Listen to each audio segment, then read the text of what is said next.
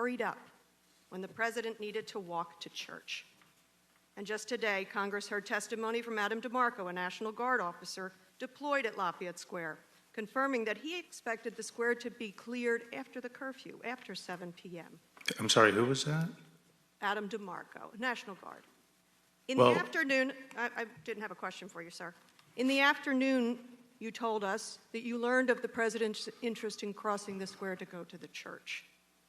Is it your opinion, Mr. Barr, that clearing protesters from Lafayette Square, which local officials were told to hurry up moments before the president's photo op with a borrowed Bible in front of a church, was coincidence? Is this timing coincidence?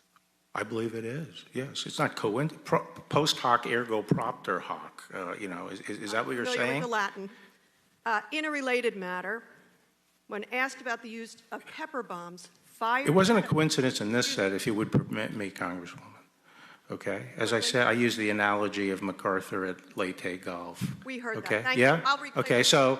Mr. Attorney General? He couldn't have walked... He said coincidence. Fine. We'll assume that that was all coincidence. In a related matter, I've already explained that it had been planned all day. Attorney General, the time is mine. We've waited a long time for you to come here. The time is mine. You've waited to talk to me like this? You didn't need to wait so long. When asked about the use of pepper bombs fired at Americans in Lafayette Square, you said, quote, "No, there were no chemical irritants. Pepper spray is not a chemical irritant. It's not chemical," quote. Well, everything is chemical. I was referring to a dichotomy in these kinds of things between chemical compounds and naturally occurring substances. Mr. Attorney General, reclaiming my time, there are rules by which we operate here. I would ask you to respect them. Take a look at the screen. I've placed on this screen for reference, as you are aware, how your department describes pepper balls used on Americans in Lafayette Square. A 2009 Justice report noted that the pepper ball, quote, "system's accuracy and accompanying blunt trauma impact made it an ideal chemical dispensing system."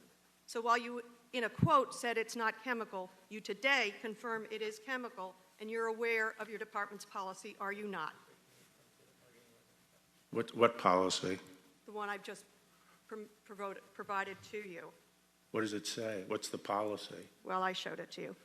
Finally, whether or not you authorized it at the time, perhaps you weren't listening. I didn't see the policy. What was the policy Clearly in you weren't there? Listening. Fine. Whether or not you authorized the use of pepper balls. What? I did not ask you a question yet, sir. I ask you to please refrain from interrupting me. We watched horrifying videos played across the news and social media showing that these chemical irritants were used on protesters. So yes or no, and this is a yes or no, sir, have you begun an investigation of the use of excessive force in Lafayette Square? Well, I think the IG is looking at everything related to, the anti-rioting. So the answer is yes, you are investigating. The IG is investigating it. I will hope that he does not get fired.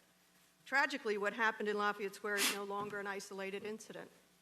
Use of chemical irritants has been used in more than 90 cities. My colleague showed you the video of the Navy vet being pepper sprayed and beaten, his bones broken.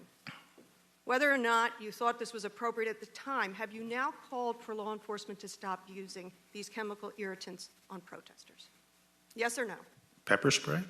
Yes. No. No? I think it's a very important non-lethal option. For protesters? No, for rioters. That was my question. For protesters? No, for rioters. Yes. Sir, America was founded on the principles of free speech. When people resist law enforcement, they're not peaceful. Reclaiming my time. I'm surprised at your lack of respect for a member of Congress. The time of the gentlelady has expired. Ms. McCarcel-Powell. Mr. Barr, good afternoon. I'm glad that you mentioned Latin America a little bit earlier.